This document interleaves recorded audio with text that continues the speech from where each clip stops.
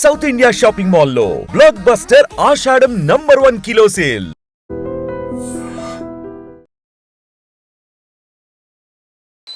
Big breaking. Actually ఈ మధ్య కాలంలో అసలు ఏరోప్లేన్లో ప్రయాణం చేయాలంటే భయపడిపోతున్నటువంటి ఈ పరిస్థితుల్లో మరో బ్రేకింగ్. అది రష్యాకు సంబంధించిన ఒక విమానం 50 మంది ప్రయాణికులతో వెళ్తోంది. అది మిస్సింగ్. ఇప్పుడు అంటే ఏటీసీతోని పూర్తిగా సంబంధాలు తెగిపోయినట్టుగా చెప్తున్నారు.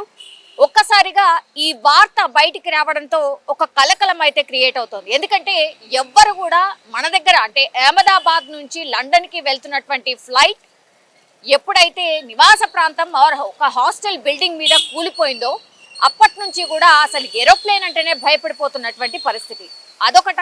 ఆ తర్వాత వరుసగా సాంకేతిక సమస్యలతోని ఈ ఏరోప్లేన్కి సంబంధించిన ఇన్సిడెంట్స్ జరుగుతూనే ఉన్నాయి.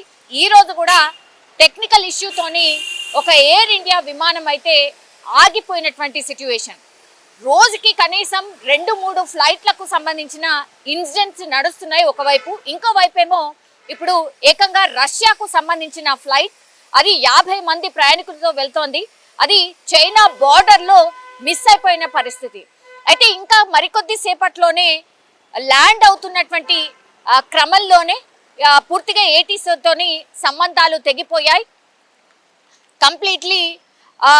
అంటే 50 మంది ప్రయాణికులు ఉన్నారు.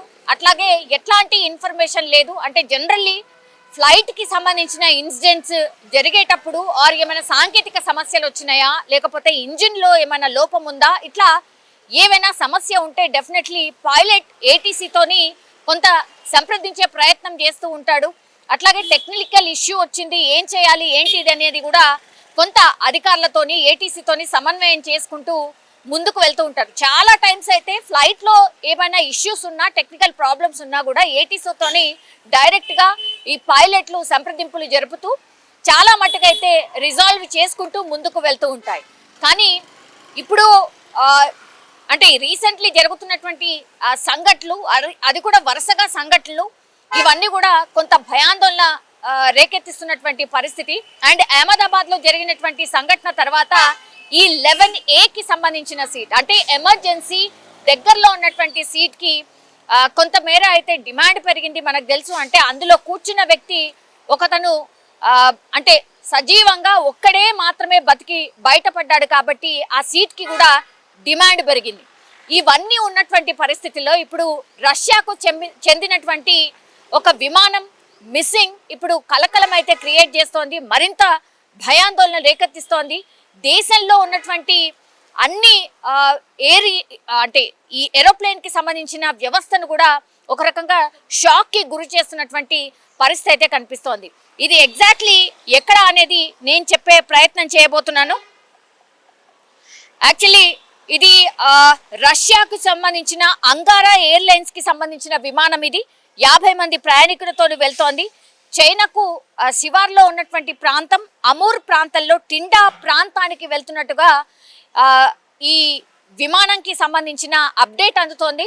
సో ఒక్కసారిగా ఈ గమ్యస్థానానికి మరికొద్ది సేపట్లోనే చేరుకోబోతోంది అనగా ఏటీసీతోని పూర్తిగా కమ్యూనికేషన్ అంతా కట్ అయిపోయింది.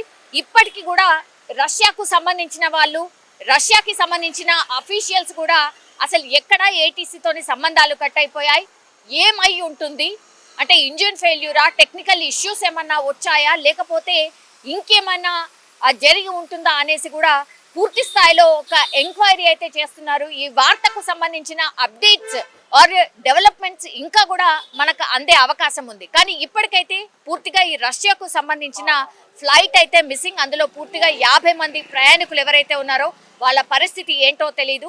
ఇప్పుడు ఆ ఫ్లైట్ ఏమైపోయిందో తెలియదు. ఒక పానిక్ సిచ్యువేషన్ అయితే ప్రస్తుతం అయితే కనిపిస్తోంది.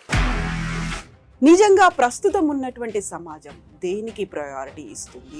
ఆర్థిక సంబంధాల చుట్టూ మాత్రమే తిరుగుతుంది. మళ్ళీ ఎన్నికలంగానే చాలా విరక్తి కలుగుతాం.